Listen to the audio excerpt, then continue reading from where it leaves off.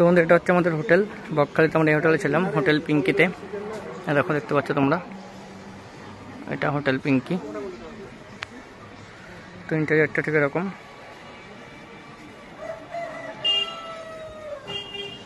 এখান থেকে ভিতরে উঠতে হবে, 3 তলা রুম। চলো আমরা আমাদের রুমটা দেখিয়ে দিচ্ছি।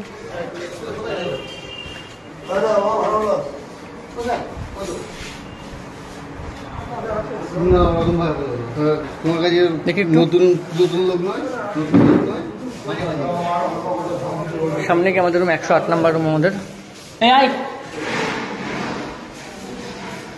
এখান থেকে 2 সাইডে রুম আছে, উপরে ওটা সিঁড়ির পাশে, এখান থেকে রুম। তো আমাদের 108 নাম্বার রুম। তোমাদেরকে আমি 108 নম্বর রুম যেটা আমরা ছিলাম সেটা তোমাদের সম্পূর্ণ দেখিয়ে দিচ্ছি। হ্যাঁ দেখো, এটা আমাদের 108 নম্বর রুম। চলো রুমের ভেতরে গিয়ে তোমার রুমের ভেতর দেখাচ্ছি।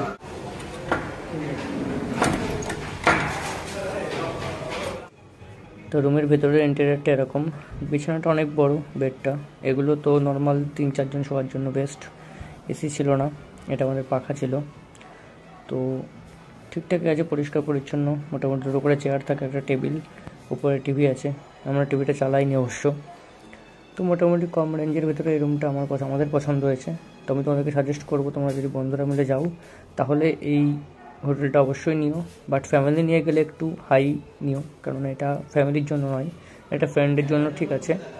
বাট ফ্যামিলি নিয়ে গেলে এই হোটেলেই আছে, সেটা অন্য রুম নিয়ে নিও। আর এখানে একটা আয়না আছে, বেসিন আছে। আর এটা হলো নাম্বার, এই নাম্বারটা তোমরা দেখে নাও, কন্ট্যাক্ট করে নিও গেলে।